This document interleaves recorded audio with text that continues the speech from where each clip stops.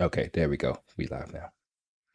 We live. We live. We live right now. All is well here. We're doing pretty good. That sounded kind of crazy, but we are here. Um, let's see if you like the sound of your voice right now. Uh, we'll see. Today is Thursday, June 13th, 2024, 4:30 in the morning, and I'm actually recording again. I don't know why I record when I tell you I'm not going to record, but as you can hear, that's coffee. This is kind of a coffee podcast. I think the best part is that I can laugh at myself, kind of do my thing, and just be myself a little bit more on these than my video. I'm getting there. Let me turn this down. Hello? Okay. I turned my voice down because it was getting a little annoying. I don't see how people can do this all the time with their headphones on. I think they just do it to make sure they look cool and all. But may just turn that off anyway. I don't know. One time I just had it perfect in my voice. Maybe just need to keep turning it down. We'll see.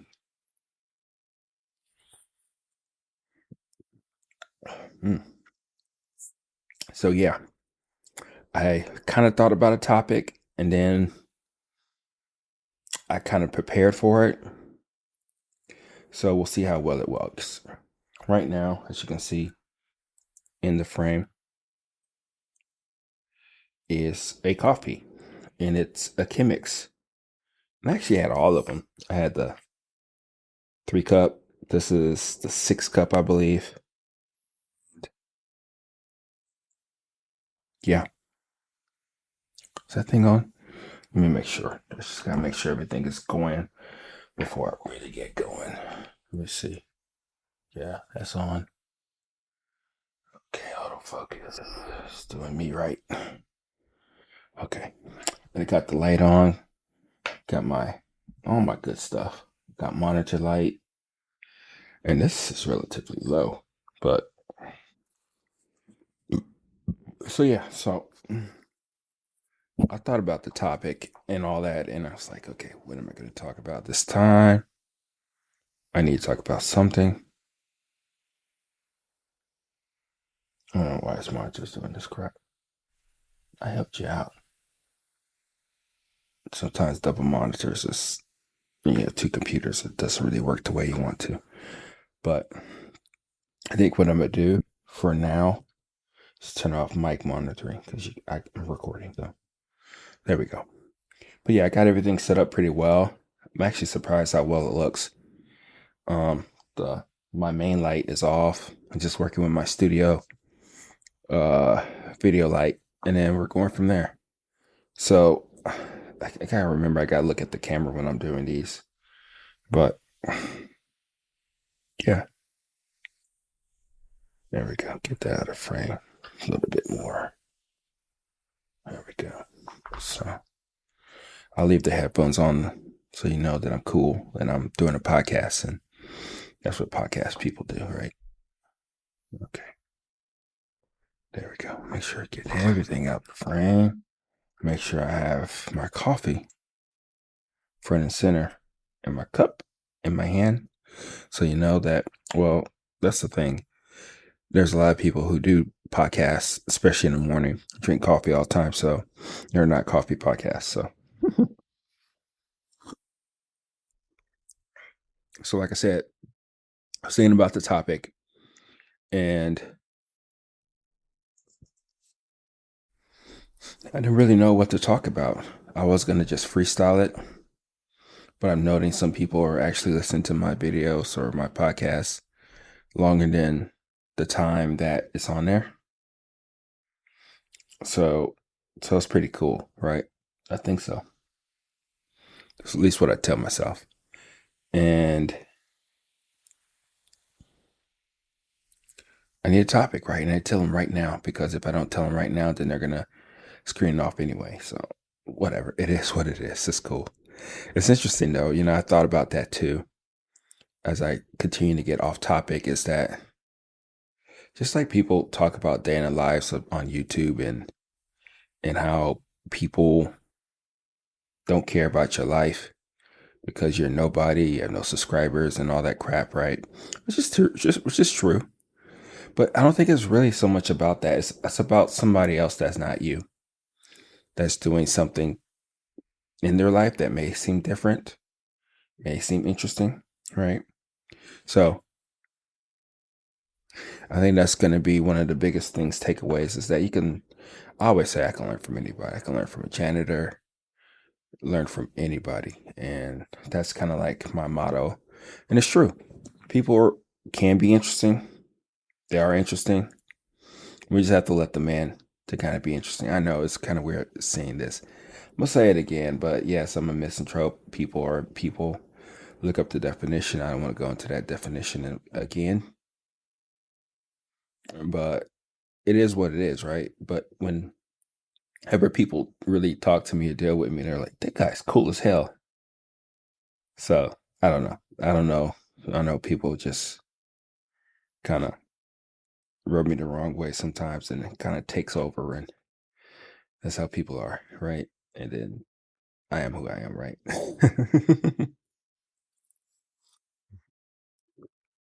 So yeah. So I'm just talking, spitting, but I think if somebody can do something for almost 100 episodes, almost 100 episodes, they must be some type of interesting, right? I think, I'm gonna pat myself on the back. You can see this on the video whenever you get to it. If you get to it, you probably won't. But so, yeah, I moved it out the way as a prop, but it doesn't matter. I want to talk about nostalgia, and in this case, as you saw, yes, a prop, but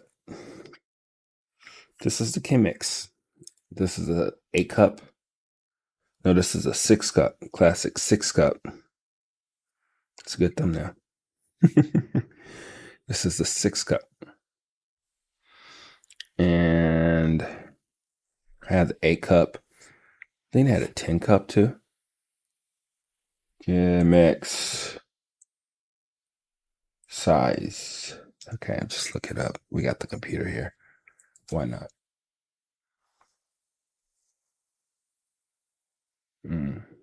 6, 8. The device also comes in 3, 10, and 13 cup. I think the biggest one I had is probably like a 10. You know, and I mainly had the 10 or whatever because I was doing a lot of coffees at work called Coffee Club. Coffee Club. Ooh, have I talked about Coffee Club? No, I have not. Coffee Club. Coffee Club's cool. It was cool. It lasted about 6, 7 years. At my old job. And that's where I tested a lot of things. And that's where I had the Chemex too. And I had the 10 cup. Because the group kept on getting bigger and bigger and bigger. It got to the point to where people wanted more cups. One person got a cup. I got a cup. Sometimes I'll get 2 cups. And this will last for about an hour, sometimes longer. It's just crazy. It's absolutely nuts. Coffee Club lasted that long. People, upper management, I know they weren't liking it. But yeah. And that's what I used. That was my brewer. Then it got to the point to where it was just way too much. Start getting like a 3-liter bun to put the coffee in. I think it stayed way too long. It stayed like 7, 8 hours. People still came back after the coffee club session in the morning. And they kept doing their thing and all that stuff. So it's quite interesting, just thinking about it, just dealing with people, talking about people. And it wasn't about the coffee. That's the beauty of it. The coffee club. It wasn't about the coffee. It was about people. We talked about cheese. We talked about politics. We talked about how the hell did we all get this job? And it was good times. It was really good times. But I bring up the Chemex because it's nostalgia. After I got the French press, did that for a little bit, then started going down the rabbit hole of pour over coffee. Chemex was next on my radar. It really was. And I delved right into it. People always complain about the funky papers and stuff like that, but I tend to like them. I tend to like thicker papers. Well, at the time,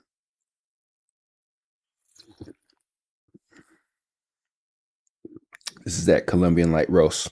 I'm tasting again, it's brewed regularly, and it is not sweet. I can't find sweetness in this coffee, not as this way. I may just go ahead and roast when I get home of a medium roast. I think I did this one. I'll go ahead and grind it up again later today. And then as I grind it up later today, I'm going to see what I'm really working with in the name of direction, especially that 10-1, the 10, not 10 foot, but 10-minute first crack, and then 1 minute, something else. I don't know what I'm talking about. So that's what we're going to be talking about. But I bring up this Chemex because I think that was the next one on my radar. Next thing that I wanted to go down, and it was. And it was.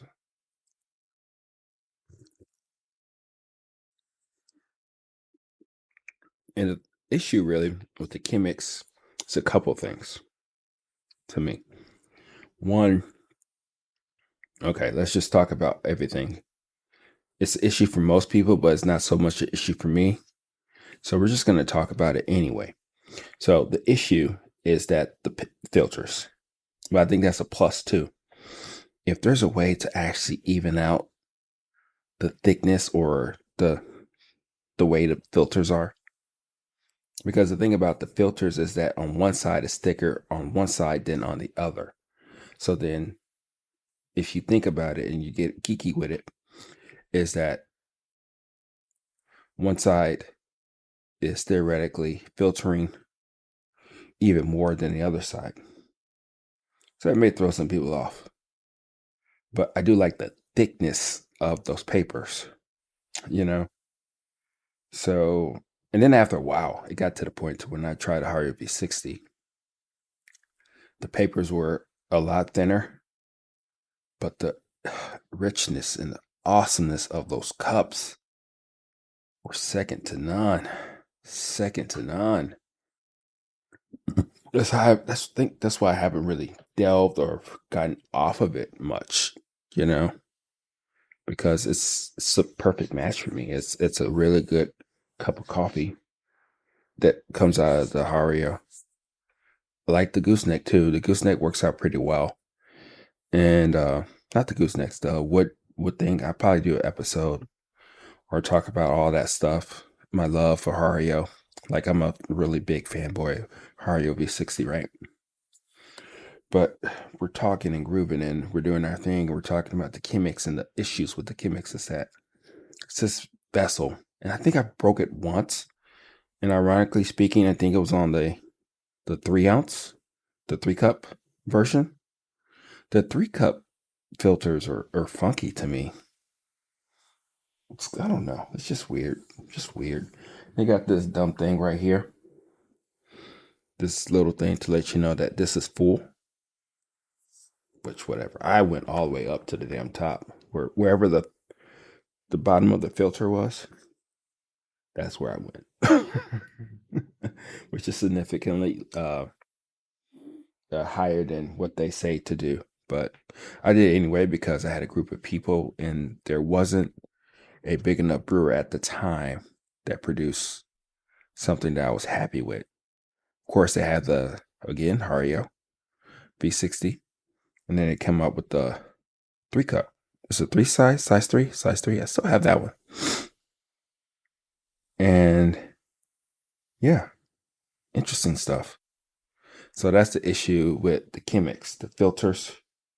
And here's the kicker that people don't really tell you or say anything about is that the Harvey V60 could be anything. You can put any filter on there you want. What do you need the Chemex for? It's just a cool looking vessel. But, I'm wondering, like, just as it is right now, as the place in coffee, does the Chemex have a place in coffee? I don't know. It's still doing something. It's pretty cool still vessel. It's still a cool thing to kind of have that you can show people and they're like, wow, that's a nice looking coffee cup, coffee maker, right? I do like the fact that it acts as the coffee maker, but also the pourer, you know?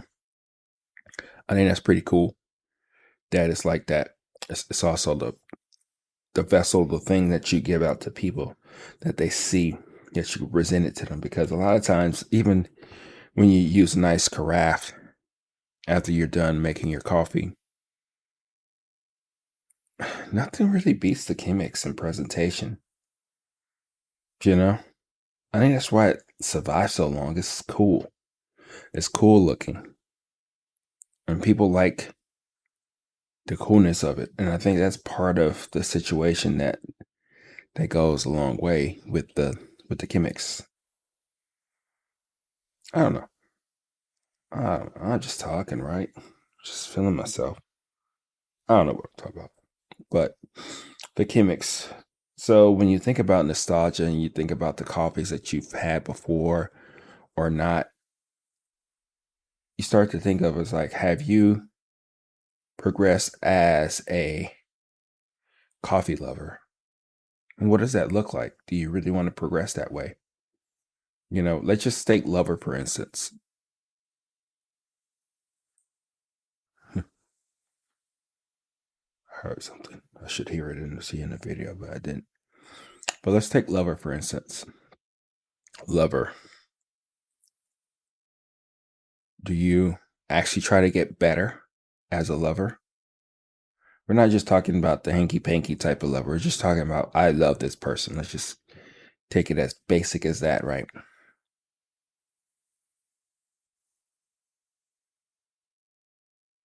I would say yes, but in actuality, nobody really tries to get better as being a lover. You're supposed to. I would say that you probably more so get used to that person. I'm not trying to give relationship advice on a coffee podcast ish, but yeah, theoretically, you're supposed to get better. But are you really better? Do you really strive for that? That's just something, a byproduct that just happens. I wonder about that. I wonder about that in its purest form because now we're talking about, let's say now we take it back to coffee. Coffee is more than just beans and water. It's a ritual. It's a part of you. It makes you feel differently, even though this Colombian as a light roast really doesn't work for me. You know? So really what does that mean? What does that mean when we kind of go back and look at the things that we're doing?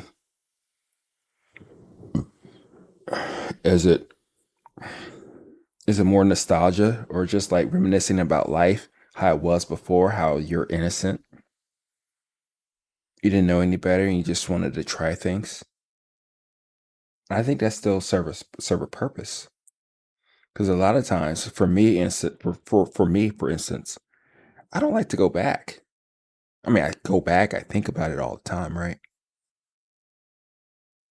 But we don't really go back and really just stay there for a little bit and really think about the situation for what it was and the people that we were before and how we have truly, really grown. See, I think we are grown. Even though people say that they never really change or do anything like that, right? But we are changing. We have changed.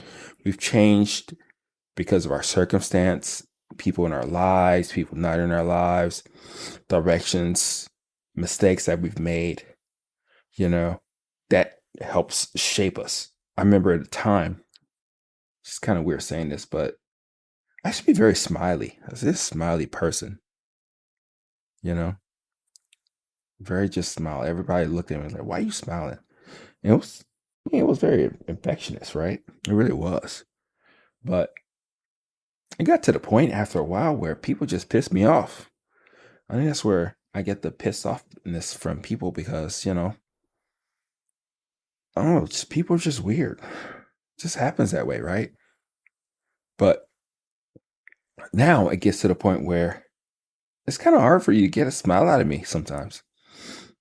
I mean, even sometimes my kids, they kind of pick up on that. It's just not good. But, kids, if you have kids, they will learn. They have a way to piss you off and they have a way to like melt your heart too. But it's very smiley. And now it's not that much anymore. And I contribute that to a lot of things in my life. Things working out, things not working out, as people go through life and kind of experience things differently and the different drives that I had for different things and how it's more so still there for other things and not for others. And how I'm very critical and analytical in certain places and how I'm more realist in situations that I've gone through and the outcome that has happened because of it. That's kind of like where I'm at with this. So when I look back and think about the French press, what do I really think about? Do I think about the times that I've had with it, how naive and stupid, and how I was just discovering and feeling all great about this world of coffee, and how I've really gone deeply into, okay, that's this one, sure, how I've completely gone deep into this world of coffee. And it hasn't been perfect.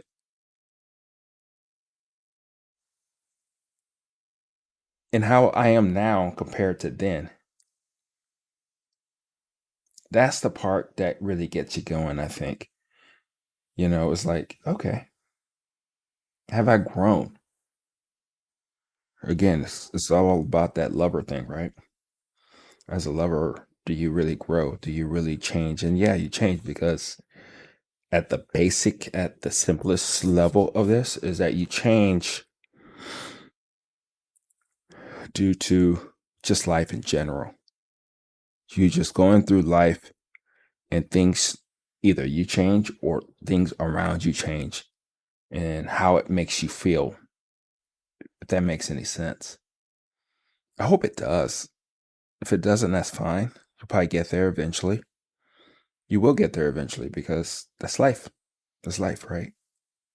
So yeah, it's interesting that I'm talking about this and not really talking about coffee because I thought that I was going to talk about this awesome vessel, this vessel that gave me that jump, that leap of, not wouldn't say faith, but it gave me that, a lot of times when I did my story, I wrote a book. I'll talk about the book another day, probably Sunday. We'll see. Is that the game? People think it's about the story. Yeah, it is about the story. And it's interesting now that I'm thinking about that now because I got a decent way of going about it in my upcoming YouTube videos to see how well that works. Is that you have theoretically, you have the start of the story and you have the end of the story, right? And then you have other stuff in between. So your job as a writer, don't worry about storyteller. People blow that up in proportion. Let them write a book and talk about story then. But again, there's still a lot of things I can learn that I can translate back into what I'm trying to do in the short term, short form, even in a 10-minute video. Is that what you do is you try to connect the dots. You need events, series, things that trigger different things in past and life, just like what I was just talking about. And then that kind of shapes the direction of the story. So you have this person and they're talking and they're grooving and they have these complex issues, or they don't, they just have an issue. So, even though the book may be short, you still got to get somewhere. You still got to be able to connect the dots, right? So when you connect the dots, you need a series. You need something that happened here that's going to give that person a reason to like choose a path, good or evil, whatever it may be. It doesn't matter. And then they go down that path and they keep going, and bam, something else happens. And then you keep doing that. And as you keep doing that, you will eventually get to the finish line, right? In a book, though, you need a finish line. You need that, destination, right? That's kind of like what I'm seeing or feeling about this Chemex. Like, what part of the chain was it really for me in this coffee world? In this case, I started with Mr. Coffee. Then as I started with Mr. Coffee, I got that fly mosquito. I started with Mr. Coffee, started experimenting, trying new things with that. And then as I did that, it got to the point to where it was time for me to do something different. It ran its course with me, so to speak. I was done learning from that part of the journey. And then I went down to the French press side. And I stayed there for a while. And I think what it is just your palate keeps changing and evolving. You want to taste different things, and then you get different beans from different people, especially at that time. And you get different coffees, and then you get your first real buzz, and then once that happens, you like delve more into something else. You want something else, and then you go down that aisle. And when you go down that aisle, like with this Chemex, another world just opens. And you're like wondering, it's like, wow, this is it. This is my coffee grill. This is where I need to be. This is all the exploration that I need to do. But you keep diving deep into things that you can do with the Chemex, or things that you can do with coffee. And then bam, you hit the Hario V60, you go into that world. You go different cone drippers and all that stuff.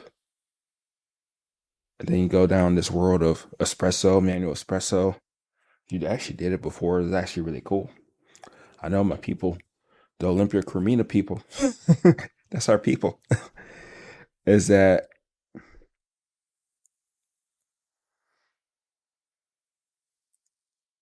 you just don't really know where it takes you. And I think that's the beauty of more than just coffee, just life. You know, it's just amazing, I think. And when you give yourself some time, especially now that I have time to reflect on this, as I'm talking to you on this podcast that I do twice a week, is that you get to have those moments to where you can really think about it and really just put it out there. This is more so like my therapeutic time. Yes, I would love for people to get interested in these podcasts. And I think eventually they will, once they give it more than 5 minutes and put it on times 1.5 or 2. But that's the beauty of this. It's, even though it's for people, it's also for me, because I get a lot from it. I get a lot of joy just realizing that I don't know really what I'm going to be talking about, you know, and I think that's the cool thing about this. That's the exciting part about all of this, is that I'm able to come on here, spit, talk a little bit, maybe something helpful, usefulness to you. And I think that's going to be the thing that's going to help everybody else out. So I don't know. I don't know really where I'm going with this, but the biggest takeaway that I can understand this, and and get to the point of really diving deep is that life can be a tricky motherfucker, right? It can. It is what it is, and when we get time to really think about the things that we're trying to do, I think that's going to be the most telling part about this world that we go in. Because I'm deep into that rabbit hole. I have my likes and dislikes and my quirkiness, and the beauty of it too is that I do have that edge. I wouldn't say edge, but that different perspective of being a roaster to the point to where I can try different things and really express myself in a world of coffee. So, and hopefully give it back to you. Hopefully understand you even more. Because I think that's the thing that I miss a lot when I did do my coffee club. Yeah, I was an expert. So the beauty was not about the coffee. The coffee made sure I did it right most of the time, depending on the coffee, depending on different palettes and stuff like that. Is it was about everything else. And I think that's the part that I'm trying to really understand and gauge. Because right now it's about the coffee, which is fine. But we're gonna get there to the point to where it's gonna be about everything else too. What other people like about coffee, what they don't like about coffee, uh, things how we can make it better, and all that good stuff. So I don't want to keep rambling. Hopefully you got something out of this. I did. I think I did. Like I said, nobody got anything out of this. That's okay. I did. It's funny. Before I leave, people always talk about like, okay, optimize this, do this for this video and all that stuff. And I'm like, okay, all right, I can't do that.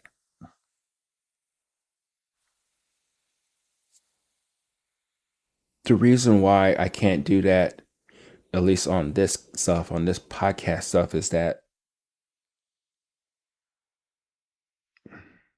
it has to be fun for me. And the way I have gone about this in my way, and I think that's the reason why I'm approaching 100 episodes right now, because I'm doing it my way. Yeah, I didn't know what that really looked like, but I know in the beginning that I didn't want it to be this hyper ultra produced podcast, podcasty type of way of going about it. Just like the way I've gone about my business and coffee and all that stuff, right? And I think I will get there eventually with all the other stuff that I'm trying to do. But the biggest thing, the biggest takeaway is that I am doing this my way. And if I barely edit anything, that's fine. That allows me to produce more, to express myself more, and to bring you a product that you can see authenticity as much as you can, right? Because that's going to be one of the things that's going to matter the most as we talk about this and get better and just gel a little bit better. But yeah, I'm really surprised how shocked how well this video looks. And I know the audio sounds great. Make sure everything is recording. Yeah, it's still recording. Of course, why not? I'm not a pro, but I'm getting there. And it's kind of weird like having this thing off to the side like this, but yeah, I don't want to ramble anymore. I do want to ramble, but it's not gonna be helpful for you. So other stuff that I gotta do too. But that's what we got going. And check you up on the next time.